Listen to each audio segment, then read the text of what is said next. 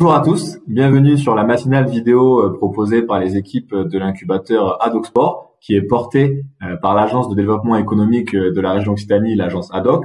Aujourd'hui, je suis ravi d'être accompagné par Caroline de Robiana, qui est chargée de mission cybersécurité au sein de l'agence Ad Hoc. Bonjour Caroline. Bonjour. Tout va bien pour toi? Très bien. Super. En tout cas, merci beaucoup de nous accorder cet échange sur cette thématique clé, donc de la cybersécurité et le RGPD. Ce que je te propose, pour pas perdre de temps, c'est de te présenter, de nous en dire un peu plus sur ton rôle dans l'agence et de nous exposer aussi les points que l'on va aborder dans cette matinale, si ça te convient. Tout à fait. Donc, je suis Caroline de Rubiana, je suis chargée de mission cybersécurité à la direction opérationnelle innovation. Et je suis sur la filière du futur cybersécurité, donc mon rôle est un peu différent de mes collègues qui accompagnent individuellement des entreprises. On est 4 à être sur les filières du futur et notre objectif est d'aider à faire émerger une technologie ou à structurer une dynamique industrielle autour de technologies, donc des technologies d'avenir. Mes collègues vont être sur l'éolien flottant, véhicules autonomes et l'hydrogène. Et moi, je suis sur la cybersécurité. Donc, c'est pas tout à fait une nouvelle technologie, mais par contre, c'est un vrai besoin pour les entreprises de tout horizon. Et on a une belle compétence en région qu'on veut absolument mettre en avant et développer. Justement, pour rentrer un petit peu dans le vif du sujet, pourquoi, selon toi, il est si important pour une organisation de prendre en compte la cybersécurité et pourquoi il est si important d'être sensibilisé là-dessus? Alors en fait, la problématique, c'est que, alors un peu moins aujourd'hui parce qu'on en parle beaucoup dans la presse, mais il y avait une vision de la cybersécurité qui était très technique. Et donc les personnes ne se sentaient pas concernées et avaient l'impression que ça concernait que des entreprises très technologiques qui évidemment allaient attirer l'appétit de hackers très compétents, comme on voit dans certains films. En fait, la réalité, c'est pas ça. La réalité, c'est qu'il y a une menace qui a toujours existé et qui s'est reportée sur le monde numérique. Donc la menace, elle est simple, c'est la criminalité et l'espionnage industriel, économique. Ça a toujours existé. Et aujourd'hui, on est dans un monde où on a Internet, on a une interconnexion de tous les systèmes d'information. La dématérialisation des informations, des échanges. Et malheureusement, il y a des failles dans les systèmes. Il y a le système Internet n'a pas été créé avec la sécurité en natif, par exemple. Donc tout est ouvert pour faciliter les échanges, mais cette ouverture pose un problème, en termes de sécurité, et va permettre à des gens mal intentionnés de perpétrer des crimes exactement comme ils le font dans la vie réelle. Donc, justement, le fait qu'on soit tous interconnectés et qu'on soit tous dépendants du web, on est tous sous la menace en fait de cette cybercriminalité. Tout à fait. Que ce soit tout à fait. À titre personnel ou même si on se met un petit peu dans le contexte de l'entreprise, ce que tu vas nous dire sûrement, c'est que peu importe la taille de la structure, peu importe le statut juridique, le nombre de salariés, le chiffre d'affaires, etc., tout le monde, chaque structure, organisation, chaque entreprise est concernée par cette cybersécurité. Complètement.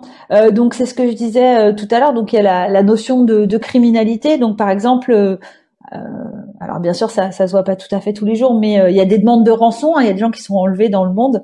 Mais en fait les criminels ont utilisé cette technique dans le monde numérique, et c'est ce que vous en entendez souvent parler. C'est ce qu'on appelle les ransomware ou rançongiciels en français. Et donc l'idée, c'est d'arriver à capturer les données des personnes et de demander une rançon en échange. Et les criminels, au départ, ciblaient des très grosses entreprises et demandaient des rançons très très élevées.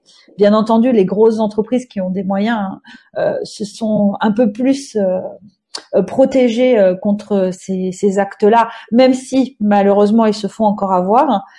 Et donc tout doucement, les criminels, ils se sont tournés vers d'autres cibles plus petites, avec des rançons plus petites. En fait, c'est adapté en fonction de la cible.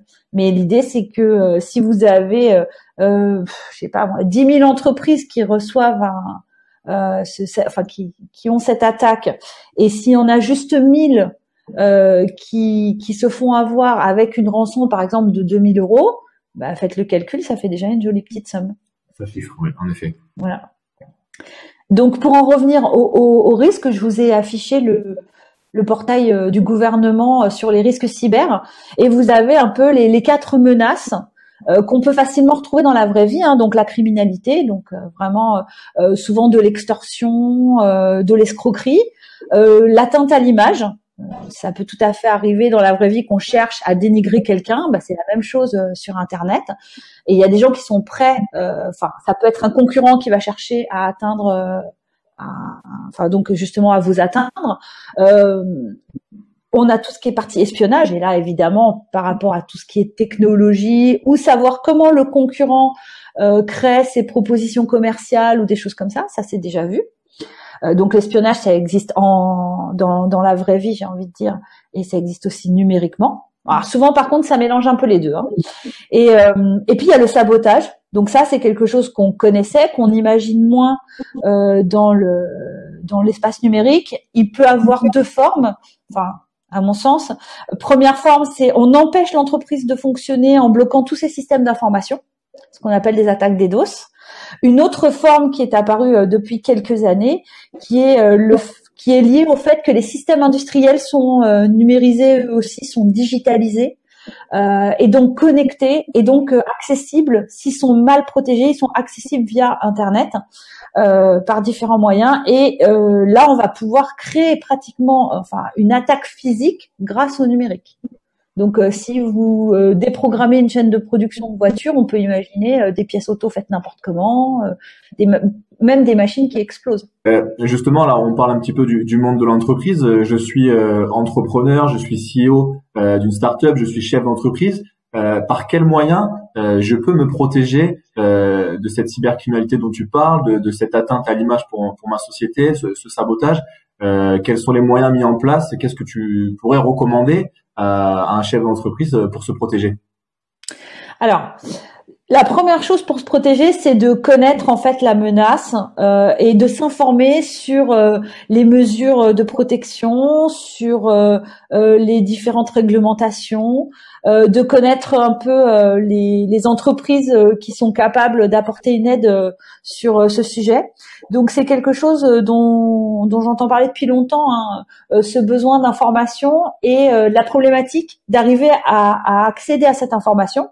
Aussi dans le cadre de la mission Filière du futur cybersécurité, on a travaillé sur le sujet et on a produit en fait un portail régional que je vais vous présenter immédiatement. Voilà, qui s'appelle CyberOrg et qui en fait est destiné à justement collecter l'information sur le sujet et donc la rendre accessible au plus grand nombre. Et qui va permettre à une personne qui veut se sécuriser d'adopter un certain nombre de démarches. La première étant de s'informer et puis dans un deuxième temps d'essayer d'évaluer son niveau de sécurité, de trouver les bons prestataires et de mettre en place les bonnes mesures. Okay. Donc déjà, premier conseil, se rendre sur ce portail CyberOrg. Voilà, la première chose à faire, aller sur le portail régional. D'accord. Alors peut-être qu'après tu peux un petit peu rentrer dans le détail. Quelles sont vraiment les infos clés que je vais trouver? Donc la première chose, c'est donc on a fait plusieurs catégories. On a fait une catégorie s'informer. Donc la première chose, c'est que il faut se tenir un petit peu au courant de l'actualité. On tire à jour une revue d'actualité. On va mettre des informations qui concernent des attaques ou des faits qui vont parler au plus grand nombre. Par exemple, on voit qu'on a un hôpital dans le Gers qui est actuellement en train d'essayer de réparer son système d'information suite à une attaque, une cyberattaque. Une entreprise Target qui est impactée par une cyberattaque depuis début mai. Enfin voilà, on va voir un petit peu. Ça va permettre de voir que il y a des attaques en ce moment. Quelles sont les attaques qui sont les plus proches de chez nous et qui concernent nos entreprises, parce que c'est vrai qu'il y a des fois des attaques qui vont être assez spécifiques et qui ne seront qui ne vont cibler que des entreprises assez particulières, et celles-ci, elles sont déjà sous surveillance des services de l'État pour les protéger. Donc, ce qui est important, c'est vraiment toute cette chaîne d'attaques qui concerne un peu tout le monde et qui est insidieuse, qui se répand partout. Il y a aussi des publications, des sites de référence, que ça soit cybermalveillance, dont on pourra reparler tout à l'heure, que ça soit l'Agence nationale de sécurité des systèmes d'information, l'ANSSI, l'État aussi, avec les portails de la gendarmerie, de la police, qui publient des documents pour informer les entreprises sur les bonnes pratiques, sur les dernières attaques, enfin ou sur les dernières réglementations. Donc voilà, ça permet un petit peu de se tenir au courant de ce qui se passe dans l'actualité. Ensuite, sur la région Occitanie, il y a énormément d'événements cybersécurité qui sont organisés. Donc c'est aussi une façon de faire de la veille, d'assister à ces événements. Donc dans le menu s'informer, il y a le lien agenda cyber, et donc par exemple le webinaire cybersécurité et RGPT d'Adoc Sport est annoncé. Et alors évidemment, il y a moins d'événements en ce moment, c'est un tout petit peu plus compliqué, mais d'habitude, il y a énormément d'événements, et début janvier, on était à 50 événements depuis début septembre. Alors ça va de la petite sensibilisation dans les territoires aux gros événements en métropole. Ok, super. Donc là, c'est la première chose, suivre l'actualité. C'est aussi comprendre les notions dont on parle. Donc, on a fait une catégorie à approfondir, où on parle de cybersécurité, où on parle d'autres domaines aussi, comme la sécurité économique, qui est liée à la cybersécurité. Et dans la partie cybersécurité, on a fait une page novice et une page avertie, de façon à ce qu'il y ait 2 niveaux de lecture sur ce domaine qui peut sembler un petit peu compliqué. Donc, ce qui est important, je vais prendre la page novice. D'abord, c'est de comprendre de quoi on parle. Donc, comprendre de quoi on parle quand on parle de cybersécurité. Quand on parle de cybersécurité, on parle des moyens de protéger les actifs informationnels de l'entreprise. Les actifs informationnels, ils sont sur les machines, mais ils sont aussi dans des documents papier, ils sont aussi dans le cerveau des personnes, ils sont sur Internet. Donc, il faut avoir une vision globale des informations qui concernent l'entreprise, et après, qu'est-ce qu'on veut sécuriser, et ensuite, comment. L'élément aussi important, c'est de comprendre, bien sûr, la menace. Alors, malgré tout, moi, j'ai parlé de menaces malveillantes, et c'est l'objet de la cybersécurité. Faut quand même pas oublier qu'il y a d'autres menaces à prendre en compte pour une entreprise. C'est des menaces un peu d'ordre technique, qui seraient liées soit à des catastrophes naturelles, soit à des erreurs ou des pannes. C'est plus de la sûreté, mais il faut quand même les prendre en compte quand on veut protéger son système d'information. Quand il y a eu des inondations dans l'Aude, il y a des personnes qui avaient tout leur système d'information sur des serveurs qui se sont retrouvés sous l'eau. Pour l'entreprise, c'est vraiment un problème. C'est comme si elle avait subi une cyberattaque. Elle perd toutes ses données. Il faut vraiment le prendre en compte. Donc, au niveau des menaces dues à la malveillance, on en a parlé tout à l'heure, il y a de la criminalité, donc il y a de l'escroquerie, il y a des virus. Donc, les virus, ça peut être parce que il y a des personnes, alors ça, c'était plutôt au début, c'est beaucoup moins maintenant, mais des personnes qui s'amusent à faire des programmes de virus, parce que c'est un jeu, entre guillemets, et donc qui vont essayer de les propager et de voir qui se retrouve avec le virus. Aujourd'hui, c'est quand même... J'en profite, Caroline, du coup, quand tu parles de virus, en tant que novice, est-ce que tu pourrais nous faire un petit focus un peu sur la place de l'antivirus? Est-ce que si j'ai un antivirus, je peux considérer que je suis sécurisé? Est-ce qu'il y a des versions payantes, des versions gratuites? Qu'est-ce que je dois choisir? Est-ce que tu pourrais nous faire un petit zoom là-dessus? Tout à fait. Alors, l'antivirus, c'est un élément important, mais c'est vraiment juste un élément de la sécurisation. Ça pourra pas suffire. pour la simple et bonne raison que le problème de l'antivirus, c'est qu'il ne pourra détecter qu'un virus qu'il connaît. Et malgré tout, il y a, avec la mondialisation d'autant plus, des virus, il y en a qui sont créés tous les jours. Donc effectivement, il y a quand même pas mal de détections, des choses qui se ressemblent, mais il y a toujours le risque que ça soit un virus qui est inconnu et l'antivirus ne suffira pas. Donc il faut mettre d'autres choses en place pour assurer une sécurité la meilleure possible. Maximum, c'est pas possible. Jamais. Personne n'est à 100% sécurisé. Mais il faut essayer de monter au maximum le niveau de sécurité. Ensuite, en général, on considère que les antivirus payants sont malgré tout quand même plus efficaces que les antivirus gratuits. Il y a toujours la problématique de quand on a un antivirus, quel est le modèle économique? Alors ça fait un peu écho à une autre problématique, mais bon, à part quand on utilise du logiciel open source qui est souvent lié à une communauté libre et donc qui fait ça vraiment dans un esprit de contribution à la communauté, la problématique des outils libres, et ma première pensée va à Google, c'est quel est le modèle économique. Et souvent, le modèle économique peut être de l'exploitation de vos données à votre insu.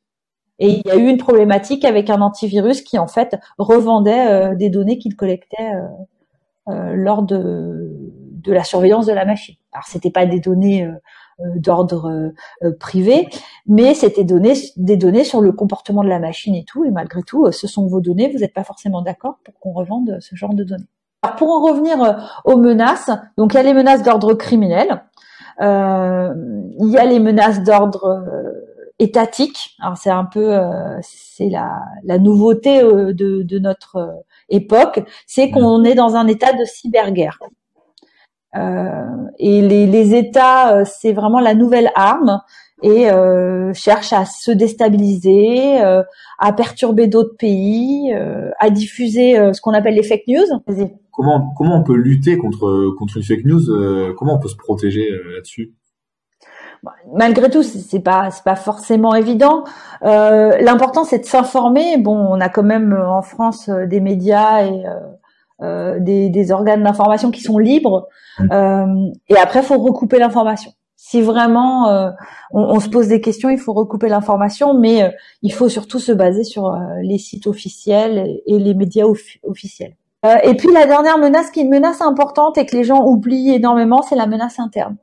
C'est-à-dire que ce qui peut se passer, c'est que l'entreprise va se retrouver en difficulté parce que un employé, alors soit par négligence, et donc par mésinformation, j'ai envie de dire, je suis pas sûre que le terme existe,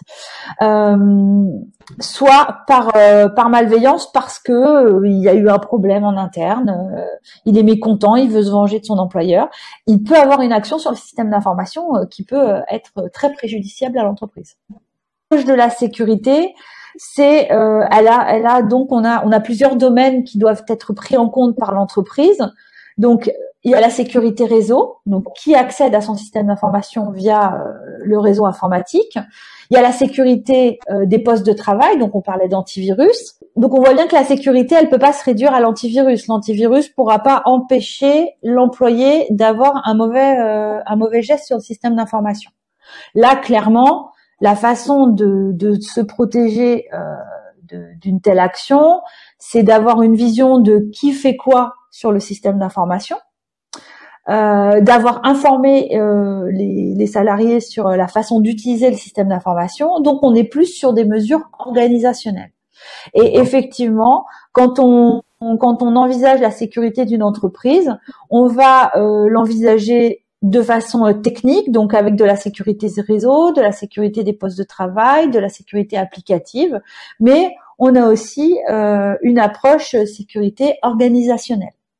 Et puis, on peut aussi, enfin, il faut avoir une approche aussi sécurité physique qui rentre dans les locaux, parce que parfois les attaques, quand c'est une attaque ciblée, les hackers n'hésitent pas à essayer de pénétrer dans les locaux pour pouvoir accéder directement aux machines. Et puis, on peut aussi se protéger de façon juridique justement, alors par rapport aux salariés, par rapport aux chartes informatiques, et puis aussi par rapport à ses prestataires, en indiquant dans les contrats des prestataires quelles sont les règles et quelles sont les exigences que l'entreprise a en termes de sécurité, par exemple. Donc, ce qui est important, c'est de se référer aux documents qui sont produits par l'Agence nationale de sécurité des systèmes d'information. Vous pouvez trouver tous les guides de l'ANSSI sur le lien ici. Au niveau de la page novice, on a mis en avant le guide des bonnes pratiques de l'informatique avec les 12 règles essentielles pour la sécurité des systèmes d'information. Sur la page qui est dédiée aux personnes un peu plus averties sur la cybersécurité, on a mis l'autre guide de référence qui est le guide d'hygiène informatique et qui contient 42 mesures de sécurité. Et de la même façon, vous pouvez retrouver tous les guides de l'ANSSI. On considère qu'il y a 10 règles, 10 mesures de sécurité et qu'on retrouve dans ces 42 règles. Il faut connaître son système d'information et ses utilisateurs, je vous en parlais tout à l'heure, assurer l'authentification et le contrôle des accès, sécuriser les postes de travail, protéger les données sensibles, sécuriser les échanges, le réseau, sécuriser l'environnement, on en revient aussi à la sécurité physique, et puis gérer le nomadisme. On a toute cette problématique aujourd'hui des gens qui partent avec des appareils qui contiennent des données de l'entreprise hors de l'entreprise. On retrouve la sensibilisation et la formation. C'est vraiment un élément pivot pour se sécuriser. Et puis, si on veut aller plus loin, il faut faire appel à des prestataires pour superviser, auditer son système d'information. J'en profite pour rebondir. Donc, c'est vrai que là, tu as bien insisté sur la partie information, sensibilisation, comment se protéger au maximum. Mais la question que j'ai envie de te poser, c'est malheureusement, je suis chef d'entreprise. Demain, je suis attaqué, je suis victime d'une cyberattaque, peu importe la forme. Comment je dois réagir concrètement? Alors, justement, c'est la réponse à cette question, elle est pas simple. On peut pas donner une réponse comme ça. Ça fait longtemps que j'entends les personnes justement être un peu perdues par rapport à cette question et être obligées d'aller sur un portail de l'État particulier ou un autre. Donc, on a fait une page qui s'appelle En cas d'urgence, où on reprend un peu tous ces éléments de façon à ce que une entreprise qui sera attaquée puisse trouver les bonnes réponses à ces questions. Donc la première chose, on a une fiche bon réflexe en cas d'intrusion sur un système d'information qui est édité par le CERT, c'est notre centre gouvernemental de veille, d'alerte et de réponse aux attaques informatiques. Donc la première chose à faire, c'est de la consulter. Le CERT, bien entendu, travaille avec l'ANSSI, donc j'en parlais tout à l'heure, notre agence nationale de sécurité des systèmes d'information. Et l'ANSSI a aussi une fiche qu'on a indiquée sur la page qui reprend les conseils en cas d'incident. Ça, c'est la première chose. Ensuite, si vous êtes victime d'un acte de cybermalveillance, vous pouvez le signaler sur la plateforme cybermalveillance.gouv.fr, dont le lien est ici. Si vous allez sur cette plateforme, vous allez avoir un menu assistance et en fait, vous pouvez décrire le problème auquel vous êtes confronté. Donc, par exemple, je suis un professionnel. Il va vous demander si vous êtes une entreprise ou une administration parce que, suivant les cas, vous n'êtes pas soumis aux mêmes contraintes. Et puis ensuite, il va vous demander, voilà, tout un ensemble de questions qui va permettre de guider, de vous apporter une réponse et de vous mettre en contact avec des entreprises qui peuvent vous aider. En fonction des cas, il y a plusieurs choses. Par exemple, si vous avez un ransomware, il y a la plateforme No More Ransom qui collecte toutes les informations pour essayer de retrouver ces données sans payer de rançon. Je veux pas rentrer dans les détails du ransomware. Bon, en général, il faut se faire aider. Hein. C'est pas, il faut avoir une personne compétente pour aller récupérer les informations et les exploiter. Si vous êtes victime de phishing, donc le phishing, c'est quand on reçoit un mail et qu'on essaye de vous envoyer sur une fausse page. Par exemple, une fausse page EDF ou une fausse page de votre banque et qu'on essaye de voler vos identifiants. puisque après ça sera pour perpétrer, soit pour voler vos coordonnées bancaires, soit pour utiliser vos identifiants pour essayer d'accéder à autre chose. Vous pouvez le signaler sur Phishing Initiative. Et aussi, si vous êtes confronté à des contenus illicites, comme des incitations à la haine, des contenus pédopornographiques, vous pouvez les signaler sur la plateforme du gouvernement qui s'appelle Pharos, Internet Signalement. Et enfin, et surtout, vous pouvez porter plainte. Donc, il y a deux choses. Soit vous allez au commissariat ou à la gendarmerie pour porter plainte, soit vous passez par le portail pré-plainte qui vous permet en fait d'obtenir un rendez-vous. Ça va simplifier la démarche. La seule chose, c'est que si jamais vous êtes victime d'un détournement d'argent, vous ne pouvez pas attendre. Et donc, il faut aller tout de suite porter plainte puisqu'il n'y a que 48 heures pour récupérer les fonds.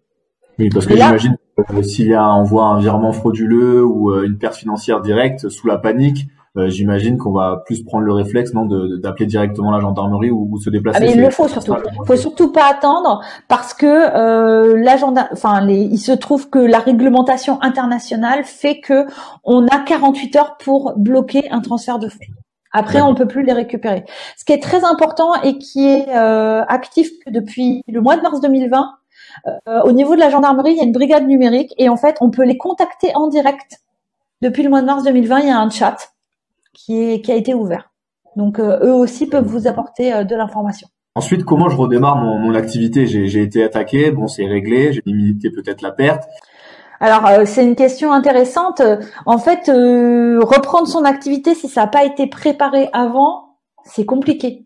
Donc, en fait, la réponse que j'ai envie de donner, c'est il faut l'avoir prévu. Ça s'appelle un plan de continuité d'activité ou un plan de reprise d'activité. Et faut y avoir réfléchi. Faut s'être mis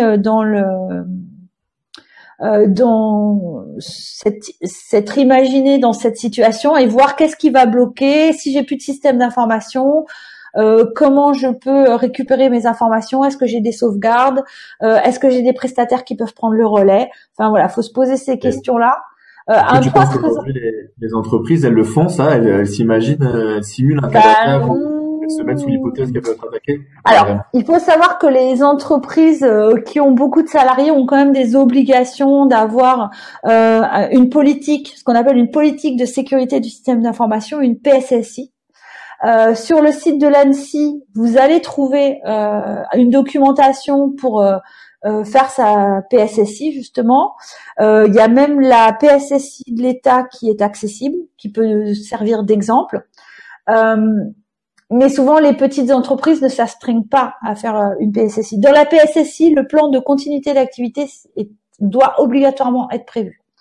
Donc, après, ce que vous pouvez faire et ce qu'on propose, alors ça, c'est un point très important, au niveau du portail. Donc, on n'a pas juste mis de l'information, on a été plus loin. Au niveau du portail, on propose plusieurs choses. Et justement, on propose la liste de toutes les entreprises d'Occitanie qui peuvent apporter un service, une prestation, ou plutôt de toutes les organisations dans le domaine de la cybersécurité et les thèmes qui sont connexes. Donc, par exemple, j'ai des entreprises qui sont spécialisées dans la gestion de crise. Donc, soit elles vont apporter un accompagnement, soit elles vont avoir un logiciel qui permet de travailler sur la gestion de crise. Et on a tout un ensemble on voit ici qu'on a tout un ensemble d'organisations. On a des associations qui organisent des événements ou des réunions de sensibilisation. Donc, on a trouvé important de les lister dans notre communauté cyber. Et puis, on va aussi avoir tout ce qui est lié à la formation. J'ai envie de te demander, est-ce que l'entreprise, elle peut être sanctionnée par ce manque de sécurisation, justement, si on parle un petit peu légalement, est-ce qu'elle peut, elle peut être sous la menace d'une sanction? Elle peut être sanctionnée soit légalement, soit par résultat, en fait. Dans le sens où, alors d'abord, il y a une première chose, on a un règlement. On en parlera tout à l'heure, qui est le règlement général de la protection des données, le RGPD, et qui demande à ce que les données personnelles soient sécurisées quand une entreprise manipule ces données. Et il y a des sanctions légales si c'est pas fait. Ça, c'est la première chose.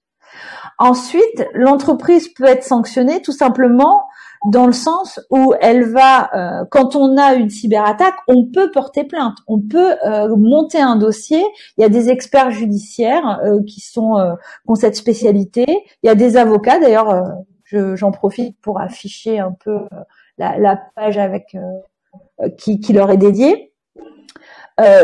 Donc il y a des avocats qui vont justement monter un dossier quand vous êtes attaqué. Il est tout à fait possible que cette attaque, si c'est lié à quelqu'un en interne, vous allez pouvoir vous retourner contre lui.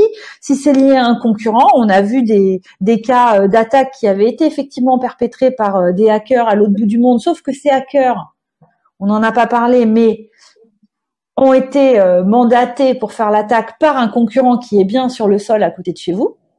Sur le sol français, je veux dire. Donc ça, on a eu des cas où c'est arrivé, et je vous rassure, les pouvoirs publics sont capables de retrouver les auteurs, et ça c'est une bonne chose. Donc vous allez aller au tribunal, vous allez monter un dossier. Si à un moment on est capable de dire oui, mais alors votre système d'information c'est une vraie passoire. Est-ce que la personne qui a fait l'action l'a presque pas fait par sans s'en rendre compte parce que votre système était insuffisamment sécurisé? On pourrait très bien imaginer que le procès aille pas au bout et qu'au final vous obteniez pas gain de cause. Et il y a encore une autre problématique qui est que lorsque vous mettez un système d'information et une connexion Internet à disposition de vos salariés, vous prenez une responsabilité. Donc vous avez la responsabilité de les informer de leurs obligations par rapport à l'utilisation de ce système d'information et de ces connexions Internet. Donc ça passe par exemple par la charte informatique. Ça va peut-être nous permettre du coup après de faire une transition sur le RGPD, parce que tu as commencé à en parler. Mais je voulais juste peut-être là on a vraiment fait un focus sur la cybersécurité, peut-être faire une petite conclusion. Moi ce que je retiens c'est vraiment tu insistes sur le fait de se protéger, de s'informer, de faire de la veille. Tu veux peut-être nous parler aussi de s'évaluer, d'évaluer ce. Tout à fait. Alors voilà, ce qui est important, c'est de s'informer. Donc le portail propose ça. C'est aussi important de savoir un petit peu à quel niveau on en est, de se poser les bonnes questions, parce que on a pu voir que la cybersécurité c'est quand même assez vaste. Ça couvre en fait ce qu'on appelle la sécurité du système d'information. Or le système d'information d'une entreprise, on en a parlé tout à l'heure. C'est pas que l'ordinateur, c'est bien plus vaste que ça. Donc, on a mis en place dans la partie s'évaluer des questionnaires qui ont été en fait mis au point par le ministère de la Défense et la gendarmerie et qui nous ont gracieusement passés.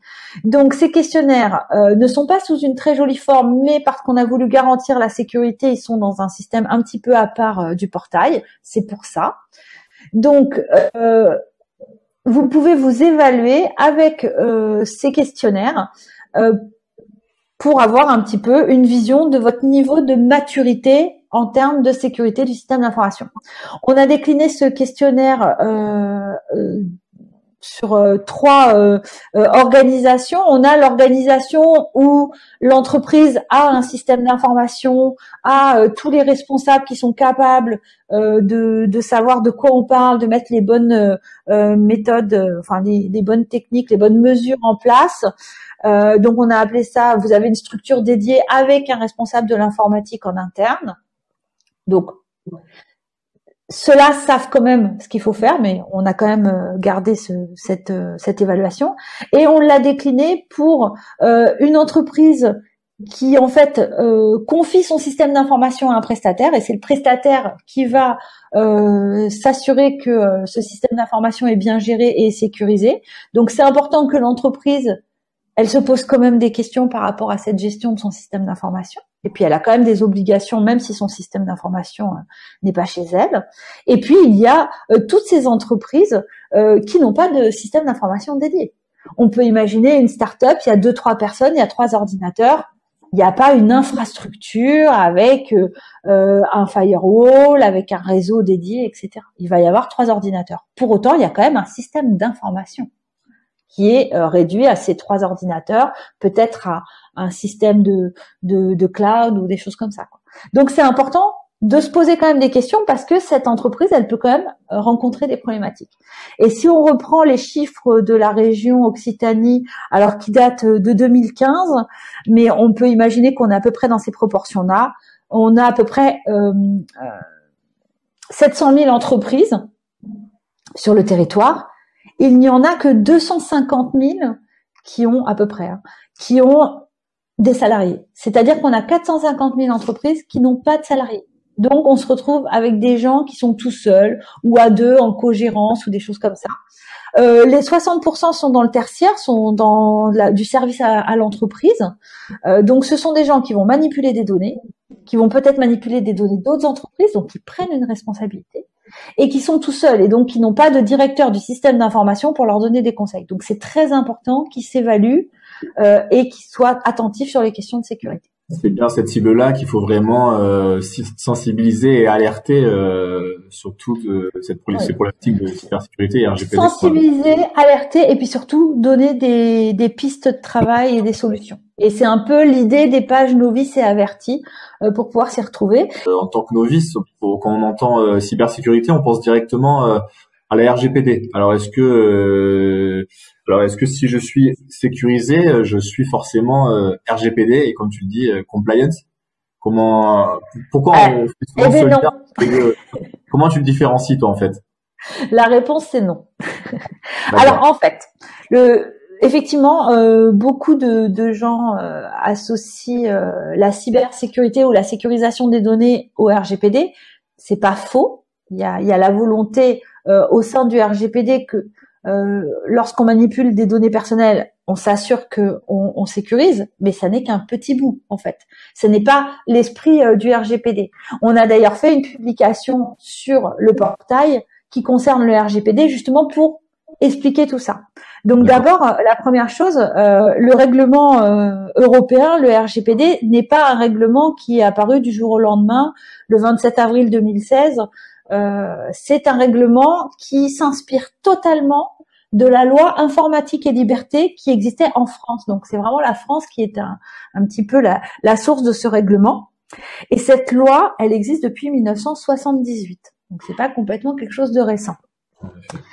C'est une loi qui est très importante et qui permet de protéger les personnes, la vie privée des personnes. Donc on explique justement sur le portail un peu la petite histoire de la loi informatique et liberté et qui nous donne aujourd'hui le règlement européen. Donc il y a eu un scandale en 1974 suite à cette volonté de l'État de collecter et d'interconnecter des données provenant de la sécurité sociale, du trésor public et de la police. Les législateurs se sont saisis de cette problématique et ont créé la loi informatique et liberté qui est sortie en 1978 et en même temps ils ont créé la Commission nationale de l'informatique et des libertés que tout le monde connaît aujourd'hui et qui s'appelle la CNIL et qui est une autorité administrative indépendante. L'objectif est de protéger les données personnelles et que les systèmes informatiques soient au service des personnes et ne puissent pas leur nuire. C'est ça l'objectif. Donc, quand on parle du RGPD, ce qui est important, c'est de respecter cette loi. Le fait d'être sécurisé ne va pas forcément impliquer qu'on est... ça ne sera pas suffisant pour dire qu'on respecte la loi. Ok. Donc, en tant qu'entrepreneur, comment se déroule concrètement ma mise en conformité RGPD? Voilà. Donc, c'est très bien que tu utilises les termes mise en conformité parce que c'est complètement ça. Le RGPD, c'est pas je fais une action et ça y est, je suis RGPD. Ça marche pas comme ça. Il faut se mettre en conformité et c'est quelque chose qu'il faut entretenir. Tout est basé sur la documentation qui est liée à cette conformité. Voilà, ce que demande le règlement, c'est qu'on ait une vraie réflexion sur les données personnelles qu'on traite et qu'on puisse prouver à n'importe quel instant la façon dont on les traite et qu'on a bien pris en compte les droits des personnes. Donc, comment ça se passe? D'abord, il faut savoir ce que c'est qu'une donnée personnelle et un traitement de données personnelles. Donc, vous pourrez retrouver le lien sur le portail Cyberrock, sachant que vraiment la CNIL a fourni tout un ensemble de documents qui sont très clairs, très bien expliqués et auxquels on fait énormément référence dans cette page, et je vous conseille vraiment de les consulter. Donc, il faut savoir ce que c'est qu'une donnée personnelle et une donnée et un traitement de données personnelles. Donc, une donnée personnelle, c'est tout ce qui concerne une personne, c'est son nom, son prénom, son âge, ça peut être son IP, donc son adresse internet. En fait, dès que des éléments, on peut imaginer le poids, les goûts, enfin, qu'on joue du saxophone et qu'on habite dans une certaine partie de la France. On peut imaginer qu'il y ait des éléments pris séparément, donnent pas d'éléments de désignation, et en fait, quand on les recoupe, on va pouvoir retrouver la personne. Et ça, c'est pas possible. Enfin, c'est pas que c'est pas possible, mais ça veut dire qu'il faut être particulièrement attentif à ça. Donc, par exemple, une géolocalisation, ça peut, accoupler avec d'autres informations, on peut retrouver la personne et donc savoir où elle était, etc. Donc ici, vraiment sur cette page, vous avez expliqué qu'est-ce qu'une donnée personnelle et qu'est-ce qu'un traitement de données personnelles. Donc à partir de là, on a ces informations, on va pouvoir vraiment appliquer le RGPD. Donc, ce que demande le RGPD, c'est qu'on documente sa conformité. Donc, à chaque fois, sur les termes importants, on a mis les articles de la CNIL qui correspondent et qui permettent de bien comprendre ce qu'il faut faire. Documenter sa conformité, ça veut dire quoi? Ça veut dire tenir un registre des traitements et accompagner ce registre de tous les documents qui sont en lien avec la conformité. Donc, par exemple, il y a les mentions d'information. Il faut avoir une politique de sécurité des données personnelles. Et donc, quand on a un site, souvent on a des mentions légales où on va indiquer où trouver cette politique de sécurité des données personnelles. Eh bien, il faut que ces mentions légales soient ajoutées dans le classeur qui contient tous les documents liés à la conformité. On va mettre les formulaires de consentement, en tout cas ceux qui sont des formulaires types, puisque vous savez que pour collecter les données, on peut avoir besoin de demander le consentement. On va y revenir. Et puis surtout, on demande de respecter les droits des personnes. Donc, respecter les droits des personnes, ça veut dire que la personne vous contacte et dit, voilà, je veux que vous rectifiez les données que vous avez sur moi. Je veux savoir quelles données vous avez sur moi. Alors, les procédures d'exercice de droit doivent être détaillées. Premièrement, déjà, pour être sûr qu'on a la bonne approche et que lorsqu'une personne demande ce genre de choses, on s'assure de son identité. Il ne faut pas non plus aller donner des informations à n'importe qui. Et ensuite, que quand on fait cette extraction ou cette modification, eh bien, on est bien sûr d'aller chercher toutes les informations qu'on a. Bon, ça pose la question de l'homogénéisation du système d'information. Bon, ça, c'est autre chose. Donc, dans cette documentation, on va avoir ces éléments-là. Et puis, on va avoir donc ce fameux registre de traitement. Alors, le registre de traitement, la CNIL donne un modèle de registre simplifié, surtout pour les petites entreprises, parce que c'est pas forcément évident. Dans un registre de traitement, il y a quoi? Il y a la liste des traitements. Donc, par exemple, vous manipulez des données personnelles pour gérer vos salariés, vous manipulez des données personnelles pour gérer vos clients, etc. Et d'ailleurs, elle a même mis en ligne son propre registre des traitements qui peut donner des idées aux personnes pour être sûr d'oublier aucun traitement. D'accord. Et ensuite, pour chaque traitement, il faut indiquer tout un ensemble d'informations. Qui a accès à ce traitement? Les informations sur ce traitement, les parties prenantes, les catégories de données. Est-ce que c'est des données, par exemple, d'identité? Est-ce que c'est des données de santé? Est-ce que c'est des données administratives? Enfin, on peut imaginer plein de choses. Donc, il faut indiquer quelle est la catégorie de données, quelle est la finalité, à quoi vont servir ces données. Donc ça, c'est très important. La notion de finalité est un élément important dans le RGPD. C'est-à-dire que quand on traite des données, on doit indiquer à quoi vont servir ces données, et ça peut pas être au cas où. Je collecte ces données au cas où. Ça, c'est interdit par le RGPD. Quand on collecte des données, c'est parce que elles vont être utilisées à ça, et donc il faut vraiment prouver qu'on a ce besoin. On ne doit pas collecter à tort et à travers. On doit donc indiquer qui a accès, le temps de conservation. On ne doit pas collecter ad vitam aeternam, enfin, on ne doit pas conserver des données ad vitam aeternam. On doit indiquer un temps de conservation. Alors, bien sûr, qui peut être lié à les interactions avec l'utilisateur. Bien entendu, si on a un client et que ce client vient régulièrement se connecter sur son compte, le temps de conservation va commencer à être pris en compte à partir du moment où le client ne vient plus commander. Tant qu'il y a un lien entre les personnes, bien entendu, ce temps de conservation reste durable. On peut décider de ce temps de conservation, du coup? Oui, alors il y a des préconisations qui sont faites par la CNIL. Mais en fonction du contexte, des obligations légales, si on peut justifier qu'on a vraiment besoin de stocker ces données un certain temps, on peut décider du temps de conservation. Surtout qu'en plus, ce qui est important à comprendre, c'est que le temps de conservation, c'est pas j'arrive à la fin du temps de conservation, j'efface. Pas forcément. Ce qui est important, c'est que le temps de conservation corresponde au stockage actif des données. Mais il peut très bien y avoir un temps d'archivage, par exemple. Okay. Voilà, on met les données de côté, elles sont plus dans une base active et c'est pris en compte. Donc ça veut dire qu'on pourra aller les rechercher si c'est nécessaire. Et donc dans la partie traitement traitement de données, il y a la partie où on doit indiquer comment les données sont sécurisées.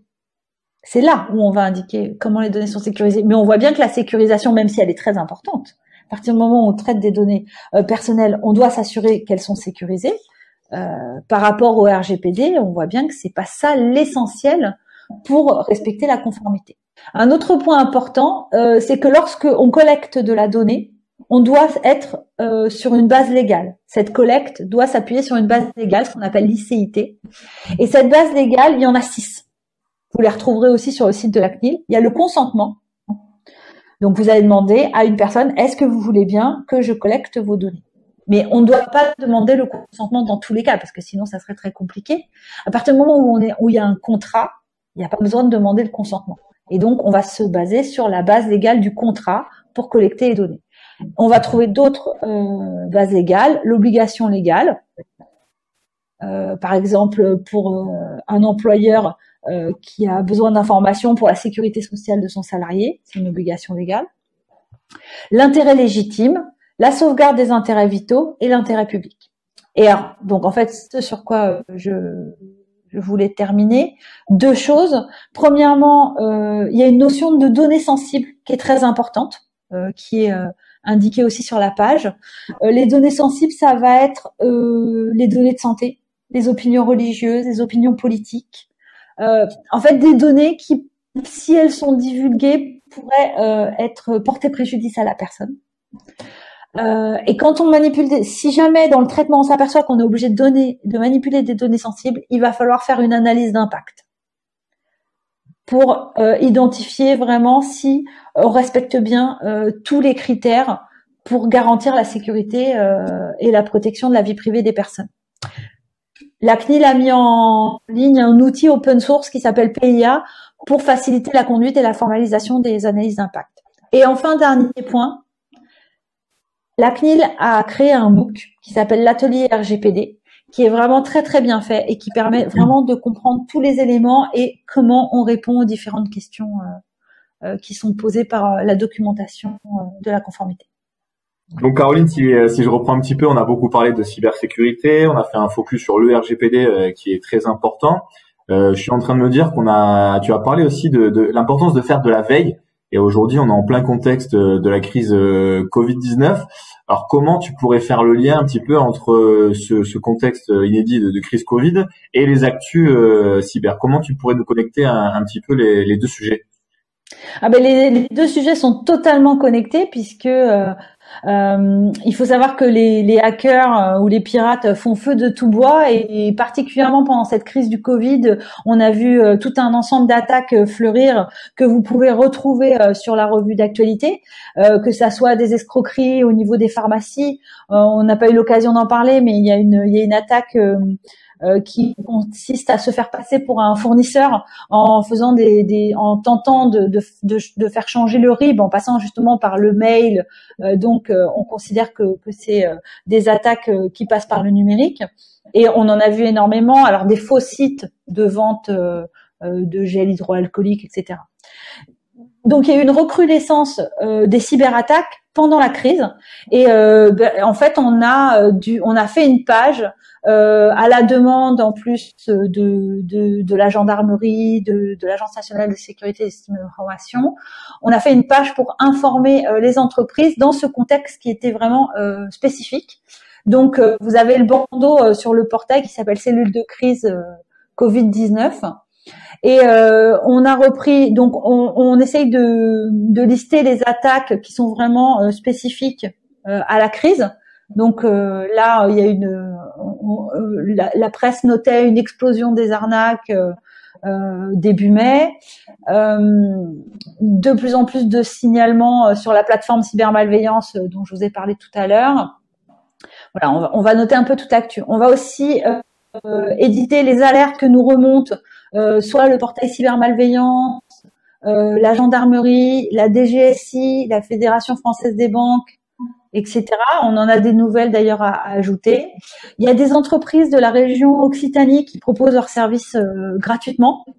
Donc on les a listés ici. Et puis on a aussi mis quelques documents pour aller plus loin parce que le gros problème de la crise actuelle, c'est le télétravail. C'est-à-dire que tout le monde du jour au lendemain s'est retrouvé en télétravail, alors que ce n'était pas forcément la culture de l'entreprise. Et bien entendu, ça a ouvert énormément de failles de sécurité. Donc c'est une vraie problématique et c'est très important là de rester informé sur cette problématique spécifique.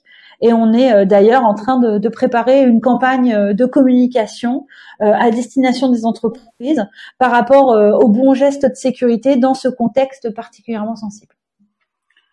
Ok, mais écoute, super. Je pense que tu as très bien répondu à cette dernière question. En tout cas, je tiens sincèrement à te remercier pour cet échange. C'était un plaisir de collaborer sur cette première matinale sous format vidéo. Tu as transmis beaucoup d'informations. Hein. C'est quand même une thématique cybersécurité RGPD où il y a beaucoup de choses à dire qui sont très intéressantes et très importantes. Je pense que tu es d'accord avec moi pour inciter les gens qui ont vu cette vidéo à se rendre sur le portail Cyberrock, hein, parce qu'il est vraiment bien détaillé avec différents onglets tout aussi importants. Et écoute, je te laisse peut-être le mot de la fin si tu as quelque chose à rajouter.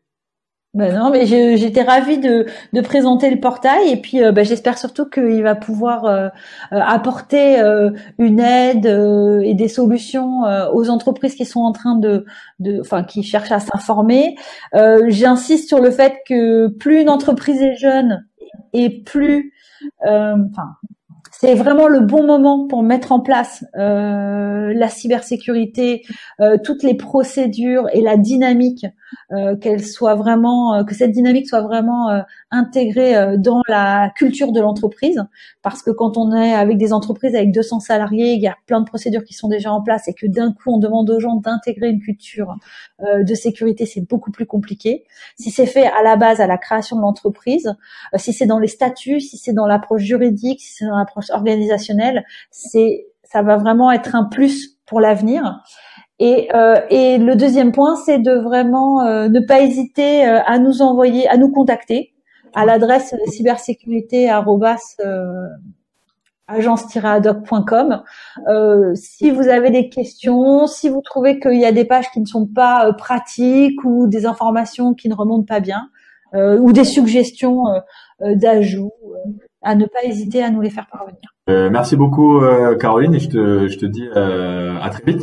C'est moi, merci beaucoup. Au revoir. Au revoir.